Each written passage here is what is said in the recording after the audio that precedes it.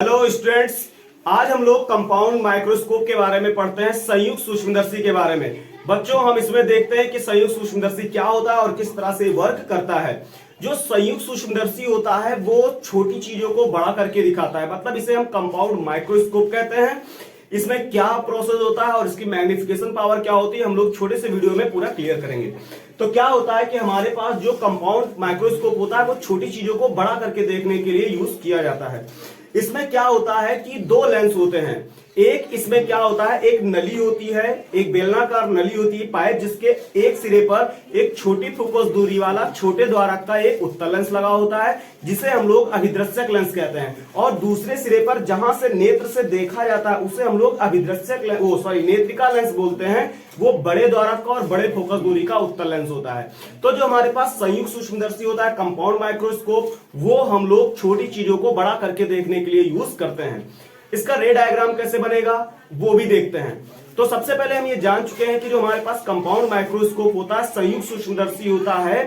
सूक्ष्मदर्शी मतलब छोटी चीजों को बड़ा करना। तो क्या होता है, इसमें जो बेलनाकार नली होती है उसके एक सिरे पर हमारे पास एक बड़े छोटे द्वारक का कम फोकस दूरी वाला उत्तल लेंस होता है और दूसरे सिरे पर बड़े द्वारक वाला एक उत्तल लेंस होता है, जिसे जहां से हम देखते हैं वहां नेत्रिका लेंस बोलते हैं, और जहां जिसके सामने वस्तु रखी जाती है उसे हम अभिदृश्यक लेंस बोलते हैं। ये देखिए आपके सामने पूरे बोर्ड पर इसका रे डायग्राम बना हुआ, और हम रे डायग्राम बहुत इजीली समझते हैं कि क्या होता है। सबसे पहले तो हमारे पास ये जो है इसे हम लोग अभिदृश्यक लेंस बोलेंगे। अभिदृश्यक लेंस के सामने ए भी एक वस्तु रखी है, और ये ध्यान रखते हैं कि जो वस्तु रखी जाती है वो अभिदृश्यक लेंस के प्रथम मुख्य फोकस के बहुत पास रखी जाती है। जब यहां से एक वस्तु रखी गई तो सबसे पहले रे डायग्राम बहुत आराम से समझेंगे कि पहली रेज जो मेन एक्सिस के पैरेलल आई वो इस लेंस के फोकस से होकर पास हुई। हमेशा ध्यान रखते हैं कि जब कोई रेज मेन एक्सिस के पैरेलल आती है तो वो फोकस से पास होती है। तो मेन एक्सिस के पैरेलल आई और वो कहां से पास हो गई, फोकस से। और दूसरी जो इसके प्रकाशिक केंद्र से आई वो प्रकाशिक केंद्र पर चली गई। आपको क्लियर दिख रहा होगा। तो जहां पर दो लाइनें कटी वहां पर एक इमेज बन गई। अब जब ये इमेज बन गई तो क्या होता है कि ये इमेज इसके लिए एक वस्तु का काम करेगी। और इस कंपाउंड माइक्रोस्कोप में दोनों अभिदृश्यक और नेत्रिका लेंस के बीच में एक क्रॉस तार लगा होता है, और ये पूरी व्यवस्था जो होती है वो दंतुर दंड चक्र के कारण हम लोग इसको ऐसी व्यवस्था होती है जिससे हम लेंस को आगे पीछे खसकाकर एडजस्ट कर सकते हैं। सबसे पहले क्या करते हैं कि इस नेत्रिका लेंस से यहां आंख बनी होती है, इसके सामने हम लोग नेत्रिका लेंस को दंतुर दंड चक्र व्यवस्था से आपस में एडजस्ट करके और इसके इन दोनों के बीच में जो क्रॉस तार लगा होता है उसको ऐसे सेट कर लेते हैं कि क्रॉस तार हमको नेत्रिका से बिल्कुल क्लियर दिखाई दे। और उसके बाद अब हम रे डायग्राम में देख रहे हैं कि अगर मेन एक्सिस के पैरेलल आ रही है तो वो फोकस से पास होगी, और दूसरी जो प्रकाशिक केंद्र से आ रही तो प्रकाशिक केंद्र से गई। तो जहां पर दोनों लाइनें कट गई वहां बन गया क्या, इमेज। अब ये इमेज इस नेत्रिका के लिए वस्तु का काम करेगा। तो देखते हैं क्या होता है। देखिए फिर इसमें क्या हुआ, एक मेन एक्सिस के पैरेलल डॉटेड लाइन मतलब आती हुई रेखा प्रतीत हुई, तो वो किससे पास होगी, फोकस से।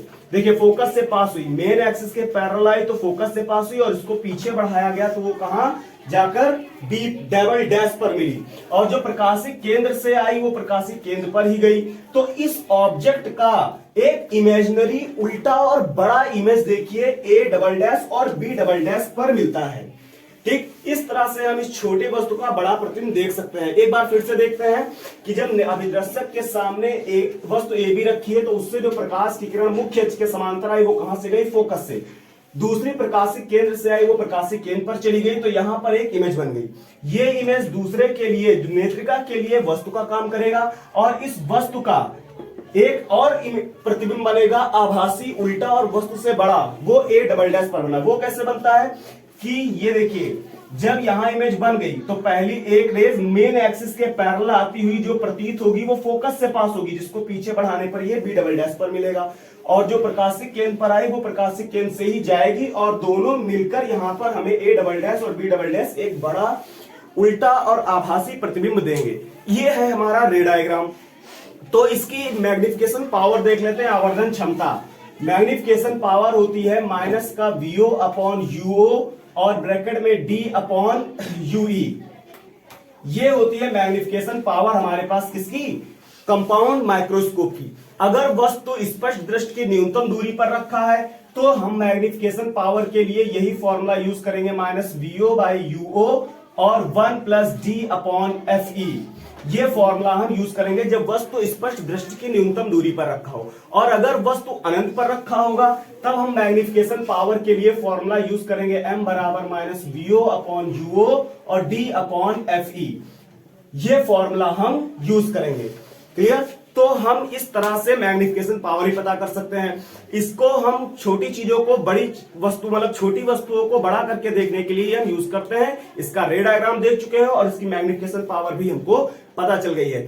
आपको इस वीडियो में अगर कोई प्रॉब्लम है तो कमेंट करिए और ज्यादा से ज्यादा आपकी प्रॉब्लम को दूर किया जाएगा। आप वीडियो शेयर करें, कमेंट करें और चैनल को सब्सक्राइब करना बिल्कुल मत भूलें।